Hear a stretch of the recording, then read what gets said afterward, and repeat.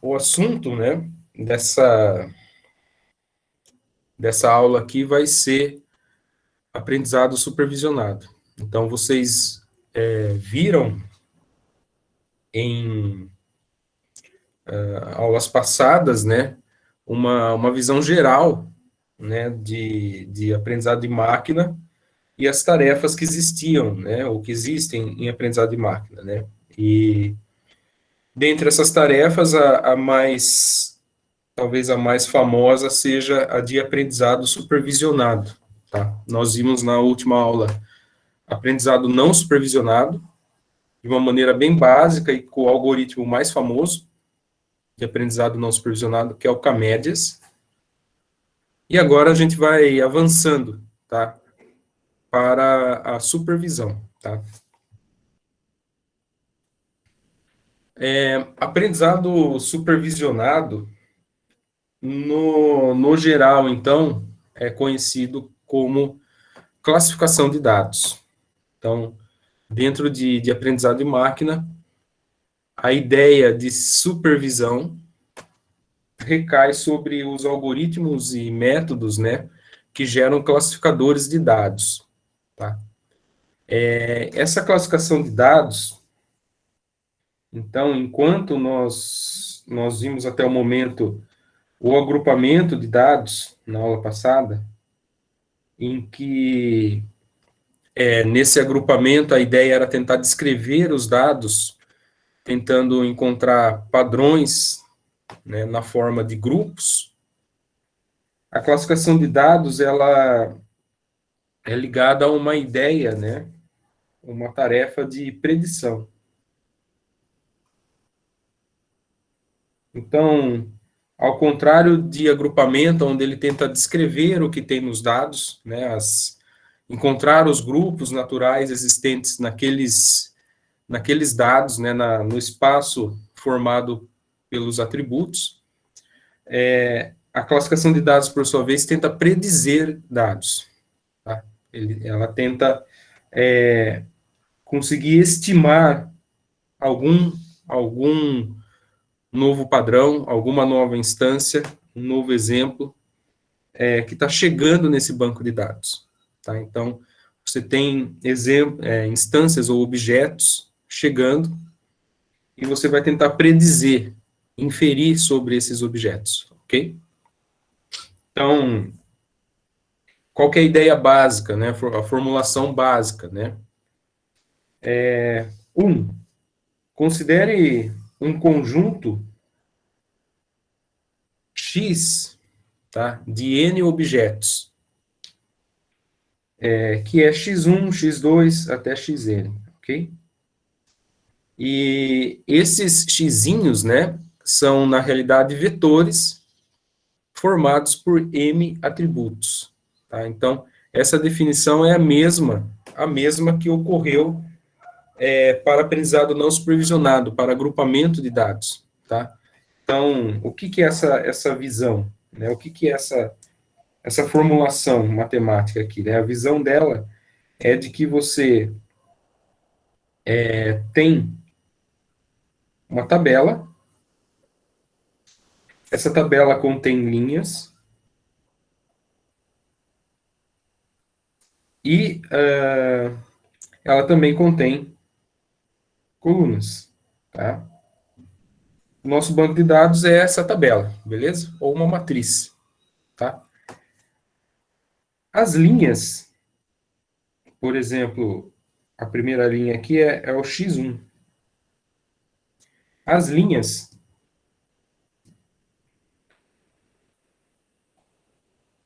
descrevem, tá, um objeto. Então, a primeira linha aqui diz respeito ao objeto X1, beleza?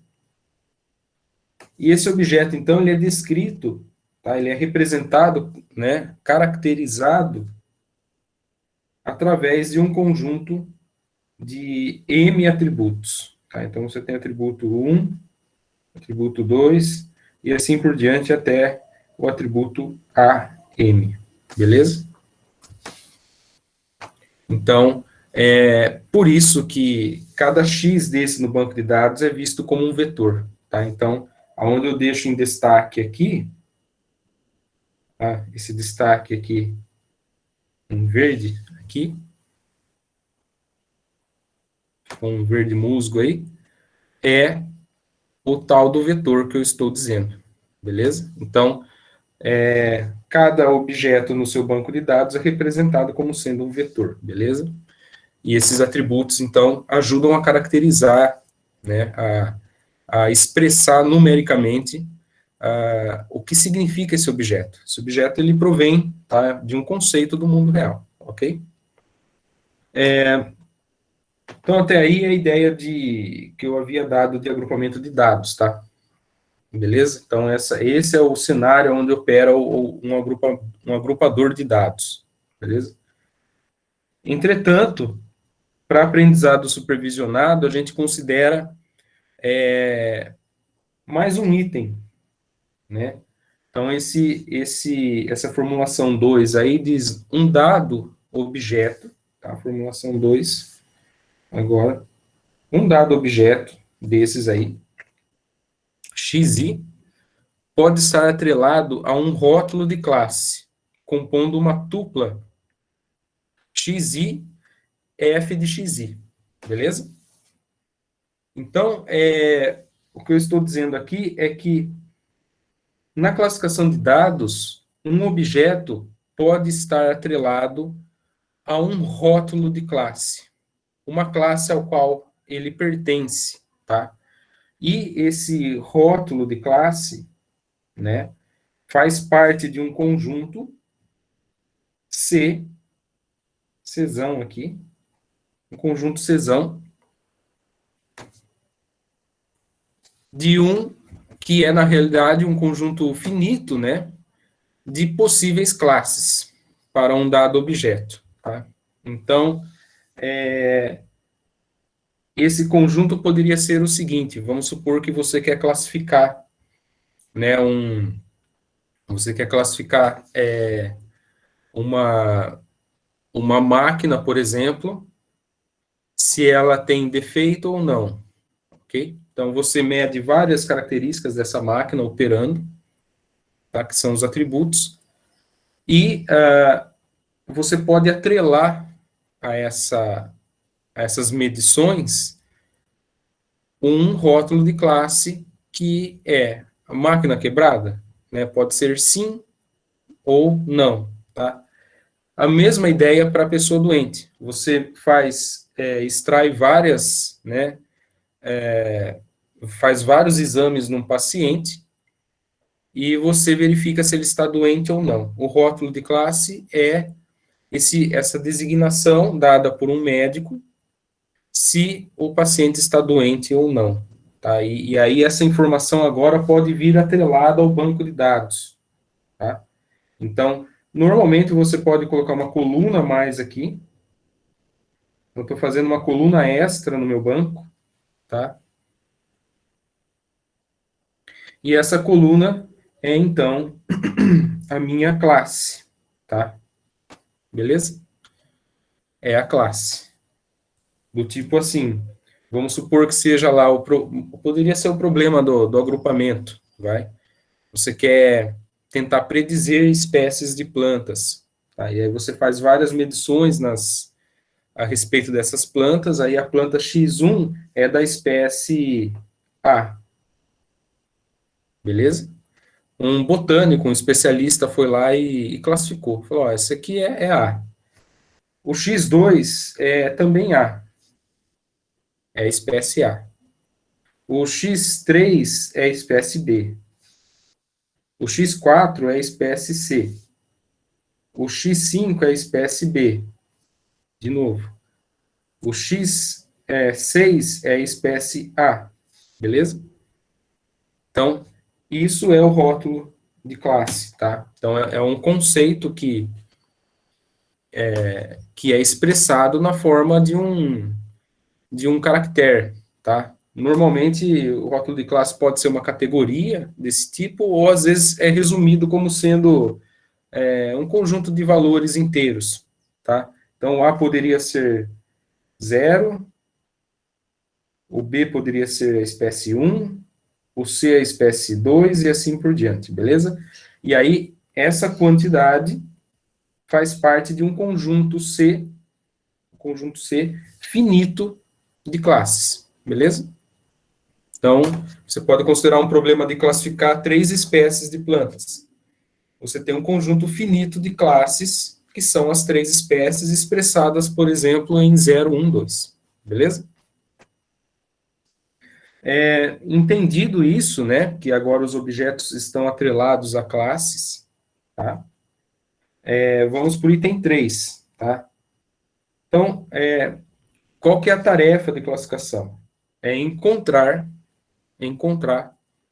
uma função que, passado um novo objeto, tá?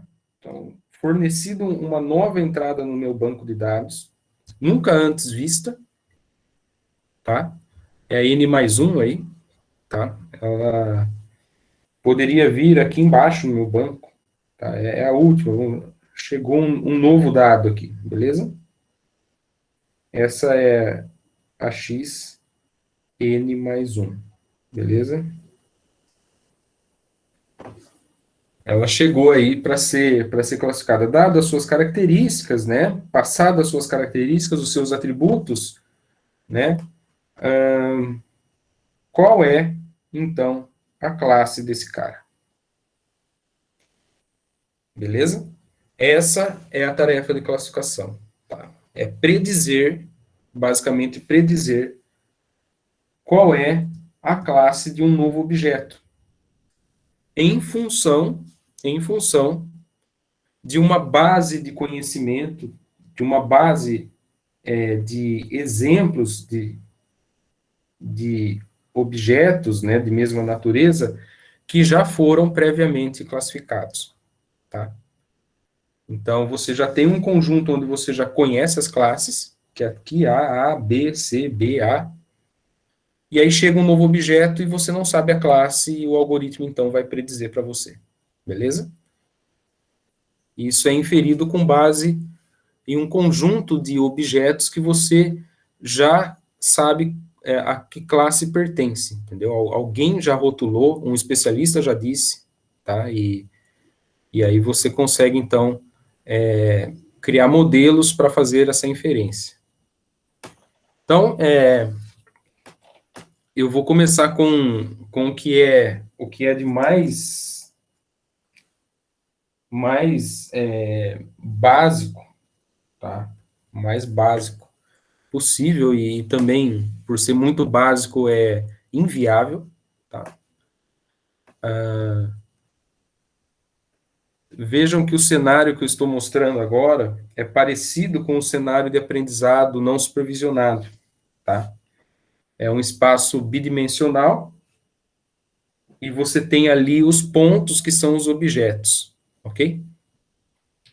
E você tem uma diferença agora, que é o seguinte, ao invés de a gente tentar agrupar, eu estou assumindo que, vamos supor aqui, que as bolinhas azuis é a classe 1, classe 0, velho, classe 0, e as bolinhas verdes são da classe 1, beleza?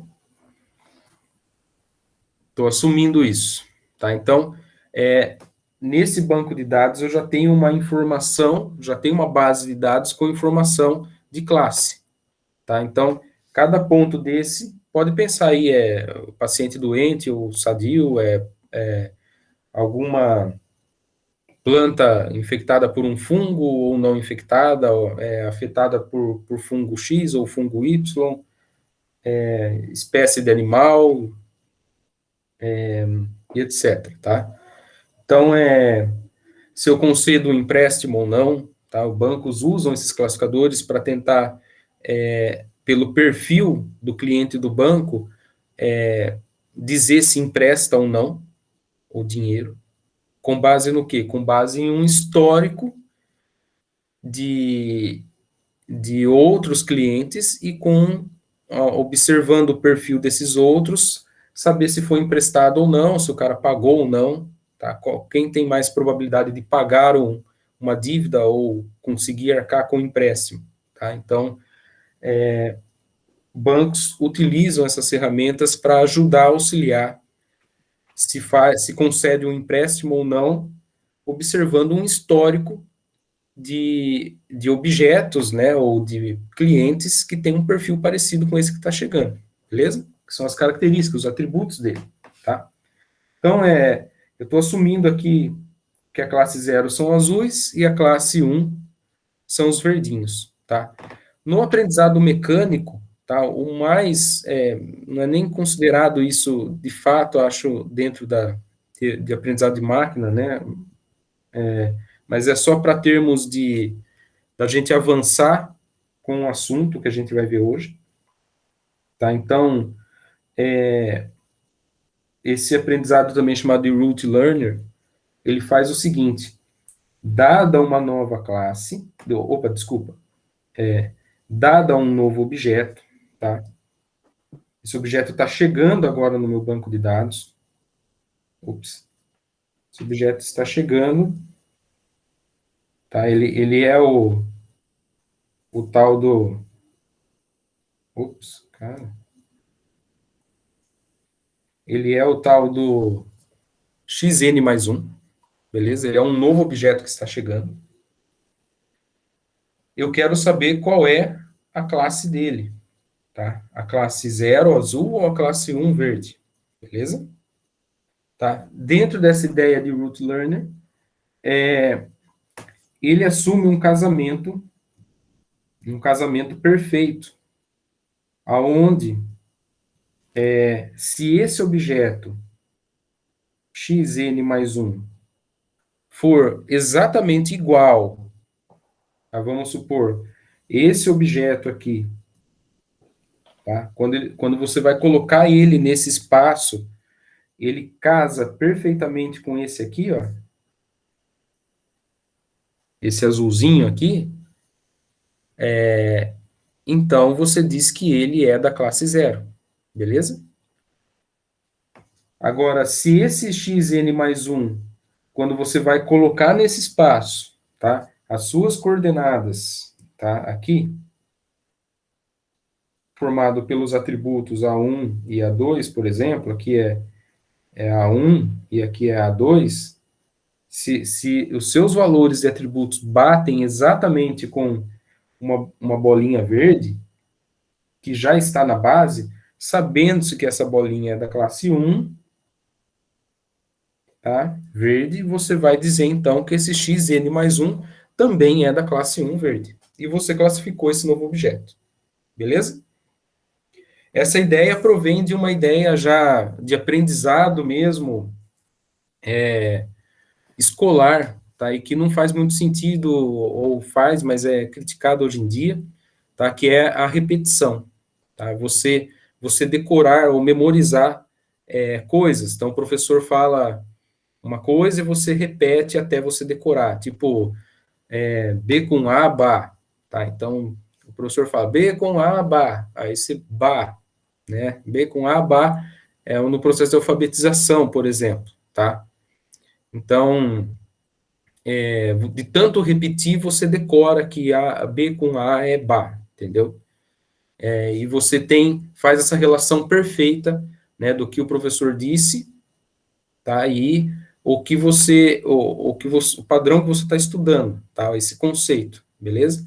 Então, isso realiza um casamento perfeito no meu banco de dados, exige esse casamento perfeito para, tipo, olha, se ele está repetindo esse mesmo padrão do professor, do supervisor, tá? Supervisionado, por isso que é aprendizado supervisionado, então, ele de fato representa esse conceito, tá? Ele está conseguindo representar, entender esse conceito, então aqui ele pode ser classificado como sendo dessa classe que casa perfeitamente, beleza? Entretanto, vocês já imaginaram que isso é bem restritivo, né? E é natural na nossa vida, mais que natural, que as coisas fiquem mais difíceis, Então, a realidade é que, quando você vai colocar um objeto no banco de dados, um novo objeto que está chegando, tá? O natural é que ele não vai se casar perfeitamente, tá? Ele não vai... pode acontecer, mas não há garantias que vai acontecer sempre para o root learner funcionar, tá?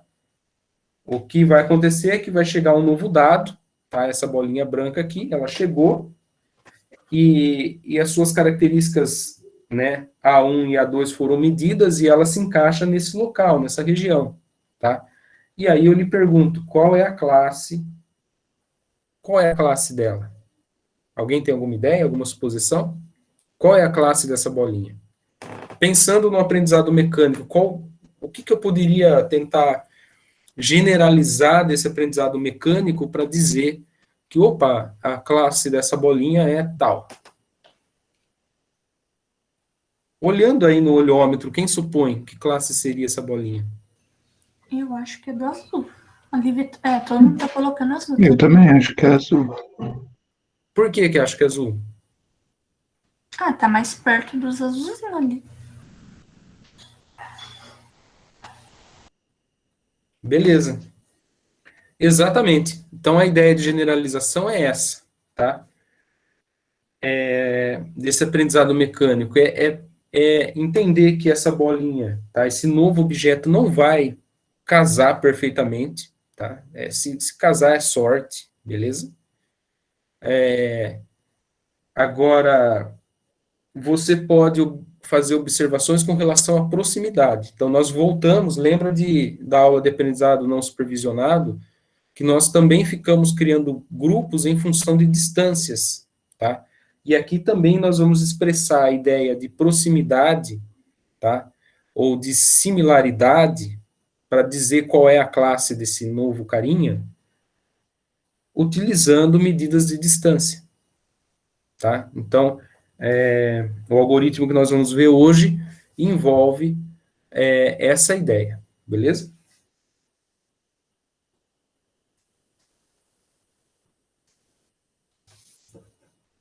Então, vamos já apresentar uma ideia, talvez a inicial, né, de aprendizado supervisionado, é o tipo de aprendizado baseado em instâncias, tá? Aprendizado baseado em instâncias. E o algoritmo mais difundido, tá? Mais difundido desse aprendizado baseado em instâncias é o tal do KNN, beleza? Ou KNN, ou K Nearest Neighbors, tá? Ou os K vizinhos mais próximos, tá? Beleza? Então, nós vamos ver hoje esse algoritmo, chamado de KNN, beleza? Acrônimo para os K vizinhos mais próximos. O próprio título dele já define o que ele faz, tá? É o que eu acabei de falar. Alguém tá perdido? Ou tá de boa? Então, a indução dele em conseguir depois prever a classe é com base na vizinhança desse novo objeto que está chegando, beleza? Então, o que o KNN faz? Mantém uma base de exemplos, tá? Rotulados. Normalmente, quando eu digo exemplos, eles possuem rótulo de classe, são as bolinhas azuis e as bolinhas verdes. Eu tenho essa base disponível. Eu vou fixar melhor isso na próxima aula, quando nós vamos ver um outro algoritmo, mas esses exemplos, né, essa base de exemplos é chamada de conjunto de treinamento, no aprendizado supervisionado, né, ou na classificação de dados. Conjunto de treinamento. Tá? É um conjunto que vai treinar um modelo a partir de uma informação externa, que são os rótulos de classe, constantes nesses exemplos de treinamento, para então ser capaz de inferir a classe de um novo objeto, tá? Então, chega ali em KNN, ele chama de query, tá? É um novo objeto que está chegando, e ele vai classificar com base nos seus vizinhos mais próximos, beleza? Então, é o mesmo exemplo aqui, o mesmo exemplo, e vejam só, o que eu estou tentando mostrar agora é uma versão do KNN que pode ser chamada de 1NN, beleza? Esse K do KNN é uma variável, tá? É o número de vizinhos mais próximos que vai te ajudar a inferir o rótulo de classe. E aqui eu estou assumindo 1NN, tá? Eu quero observar qual é o único um vizinho mais próximo a esse novo objeto para então dizer qual é o rótulo de classe. E aí, nesse sentido, quem que é o vizinho mais próximo dele? É bolinha verde ou bolinha azul? Azul. Veja que eu estou bem... Hoje a aula está bem tranquila, né? Tá, por enquanto está tranquilo, tá? Então, nessa gincana, quem leva, né? Quem leva é o vizinho mais próximo de bolinha azul, provavelmente, né, a olho nu aqui, se fosse pegar a distância euclidiana, né, o mais próximo, provavelmente, muito provavelmente, seria esse azul. E nesse caso, então, do 1NN, o que eu faço? O meu vizinho o mais próximo é a bolinha azul, é o objeto azul, então eu vou dizer que esse novo objeto que está chegando é da classe azul. Beleza? Então ele é uma bolinha azul. Beleza? Classifiquei ele com base no 1NN, um vizinho mais próximo. Beleza? Alguém tem alguma dúvida? Essa é a essência do algoritmo, tá? Perceba que agora a gente generalizou, eu não quero ter um casamento perfeito. Nem posso, é muito restritivo assumir isso, né? Que um novo objeto que está chegando vai casar perfeitamente com o que já existe, tá? Mas então, o que eu faço? Então vamos assumir que a gente vai dizer que a classe dele é do seu vizinho mais próximo. A classe dele é a classe do vizinho mais próximo, beleza? É bem tranquilo. Esse conceito do KNN, se eu não me engano, foi apresentado na literatura em 1967. Tá? Então não é um negócio novo, não é um negócio novo. Tá? E até hoje funciona. Tá? Assim como o K-means, o K-means para agrupar dados, que também é antigo e funciona. Tá? Alguma dúvida? Tudo bem, Pro. Vamos lá, então. É lógico que tudo dá para a gente deixar mais complexo, tá? Então, eu estou apresentando alguns modelos de KNN. Então, esse aqui é o 1NN, onde você vai bater o martelo em qual classe é o novo objeto verde que está chegando aqui. Para o 1NN, né, aqui a gente tem objetos de azul negativo, tá? Traço, e o mais positivo, o mais vermelho, tá? Positivo vermelho, negativo azul, ok? Para essa bolinha verde que chegou, esse novo objeto, se eu considerar 1NN a olho nu aqui, você já vai dizer que, opa, para 1NN eu vou dizer que essa bolinha é da classe azul, tá? Negativo azul, beleza? Mas eu posso assumir um 2NN. Eu posso considerar nessa busca pela classe os dois vizinhos mais próximos. Quem são os dois mais próximos desse carinha, tá? E aí, nesse caso, houve um empate, tá? Então, quem é quem é a classe, né, desse novo objeto? É o positivo vermelho ou o negativo azul, tá? Deixa eu deixar em aberto por enquanto. Eu posso considerar o K igual a 3, um 3NN. E aí eu pego os 3 mais próximos, tá? E os 3 mais próximos dá assim. Tem 2 que são positivo vermelho e um negativo azul, tá? E aí, qual é a classe? Qual é a classe do objeto verde que está chegando? Tá? Então, o modelo do KNN permite, então, variar o meu número de K. Tá? Então, é variável. Beleza? Alguma dúvida? Ô, Pro, Oi. ele vai fazendo essa circunferência até achar outro vizinho. Então, ele não vai meio que ficar em outra. Ele sempre vai ser um círculo. Então, ele sempre vai aumentando até encontrar algum outro vizinho, não importando esse tamanho do círculo.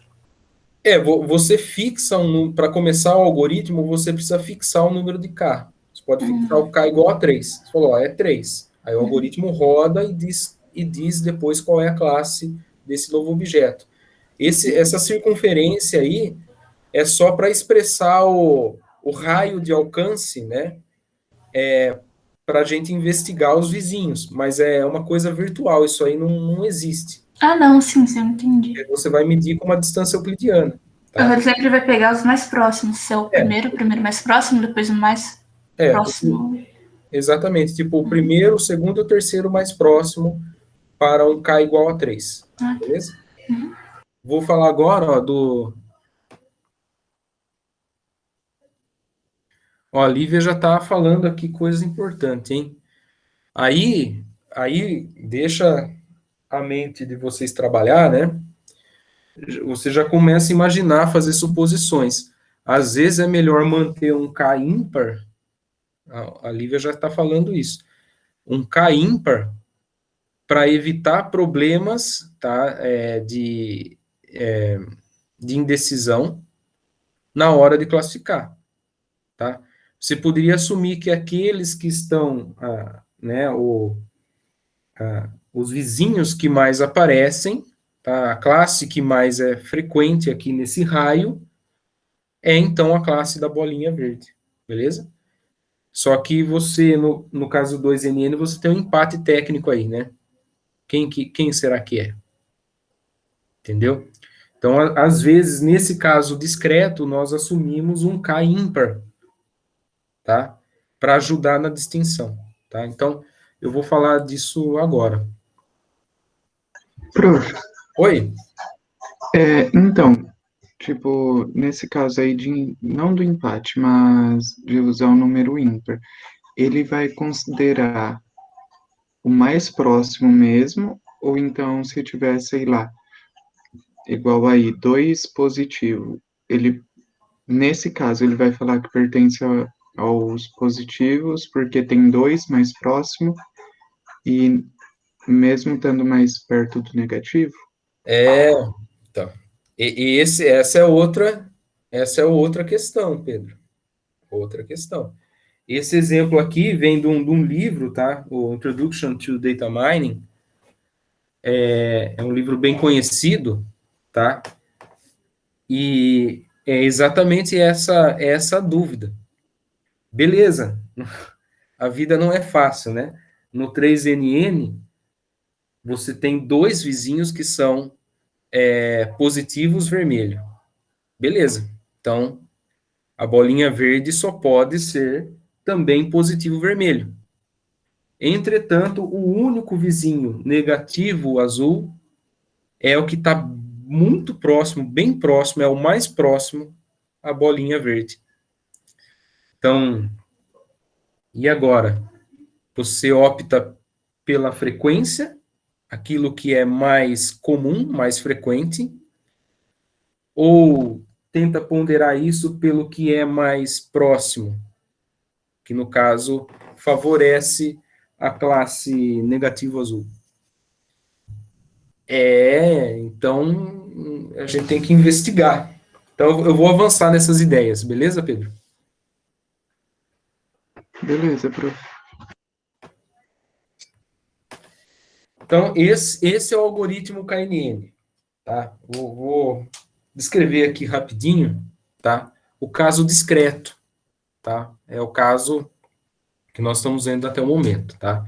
Então, calcule a similaridade do novo objeto.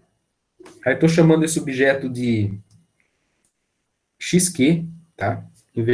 Ao invés de xn mais 1, vou abreviar para xq, tá? E aí você calcula, então, o quanto ele se parece com todos os outros exemplos da base de treinamento, tá? Normalmente, nós usamos a distância euclidiana. Calcula a distância desse novo ponto para todos os outros exemplos da minha base, tá?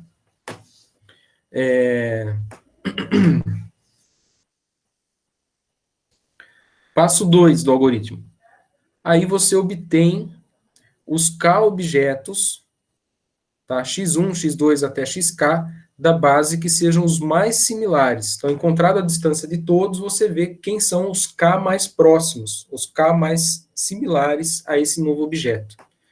E aí, conforme eu disse, né, o K é um parâmetro que deve ser fornecido para o usuário. Quando vocês forem usar o KNN no Python, lá você vai ver que você vai ter que fornecer para a função que executa ele o número K de vizinhos mais próximos, beleza? Então, é requerido. É uma limitação, então, não se sabe qual é o melhor K. Varia para cada problema, etc. Tá? Vou dar só indícios de como melhorar isso. Então, K é um parâmetro que deve ser fornecido. Tá? Você encontra quem são os K vizinhos mais próximos, e aí você rotula o novo objeto como sendo da classe da maioria dos seus K vizinhos, chamado também de voto majoritário. Então, você executa uma equação que nem essa, tá? Onde a saída, né? A saída.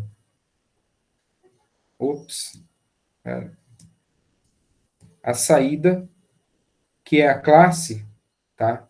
Saída Y, que é a classe do novo objeto, tá?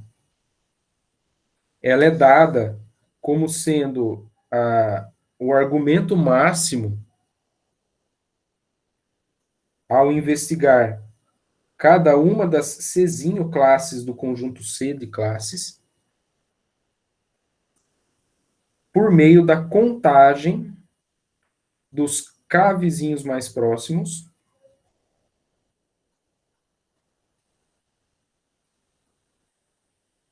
que são dessa mesma classe, ou da Césima classe. Então, para isso você usa uma função deltinha e verifica se para uma certa classe Czinho, o vizinho mais próximo, tá, o iésimo vizinho mais próximo, também possui o mesmo rótulo de classe.